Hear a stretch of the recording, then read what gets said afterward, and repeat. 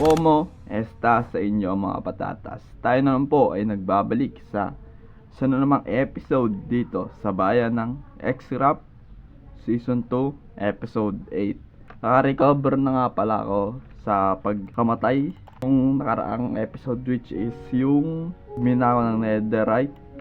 Nawala din, na-despawn talaga. Meron na rin pala tayo dito. Naka full set na tayo with good enchant.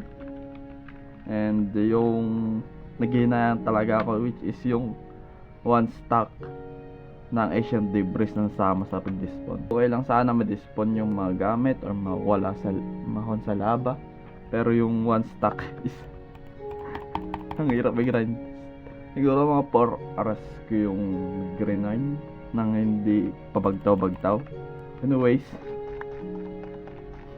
may gagawin nga pala tayo, which is etong exterior netong pumpkin, which is balak ko is parang yung dark elixir, which is glass yung top, and ito yung magiging platform nya, which is ganito, which is eto talaga yung mga tubo na yan, then glass na lang, which is maghahanap ako ng pang stem, which is ewan to, pero glass talaga yan. And punta tayo sa shopping district kasi meron na rin tayong progress na ginagawa doon.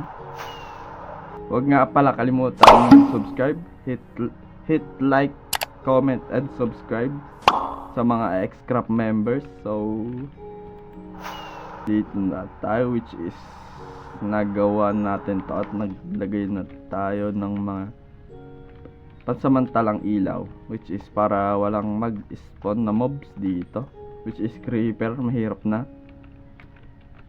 And bandang dito sa walk side na lang yung ating gagawin. Yan. So ayokong tumingin dun sa kabila kasi may spoiler ata or di pa na-upload. Abangan nyo na lang sa mga X-Craft member na i-upload nila. So kita nyo, is walk side na lang talaga dito.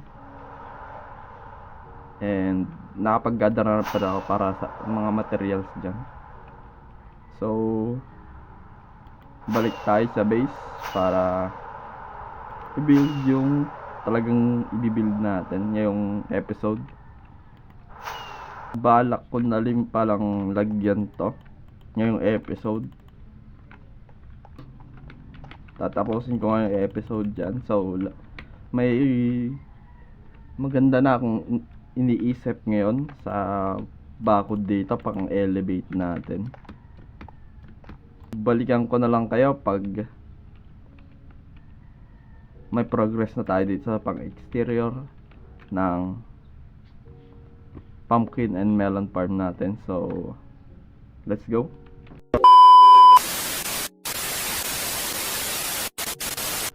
So it's a brand new day mga patatas, no? And tapos na pala yung ating, ito yung nakam up ko na build para sa wall natin. So which is yan. So ganyan yung nasa isip ko, and it looks like okay siya sa akin. Then nilagyan ko na ng lava flows ba yan? Which is naging light siya. Then dito, ito na yung ating melon and pumpkin farm, which is ganyan. So kulang pala tayo sa glass, and hanggang dito na lang muna. Yung ating main agenda na pala natin this episode is magtayo ng shop, second shop, which is ang ibebenta natin is itong itches na to, and something na ender pearl and crystal. Meron na rin pala akong design para sa shop, which is Enderman. So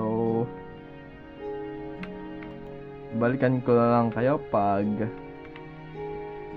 nag-gather natin at simulan natin yung pag-build ng ating main agenda this episode. So tara. So nakuha na natin yung material para sa ating shop, which is eto. Nahirapan ako sa crying obsidian. So kinailangan ko pang mag-trade sa piglin para makuha yan, and pumunta talaga sa end para makuha tong magenta stained glass and etong purple black. So punta na tayo sa shopping district para magtingin ng lupain doon and itayo tong shop na to. So wala pa akong talagang exterior muna ang gagawin natin, and maggagather tayo ng mga ibebenta natin kasi wala na tayong stock ng obsidian gagamitin natin pang builds. So magkita-kita na tayo sa shopping district. So andito na tayo, and magtingin tayo kung saan pwede.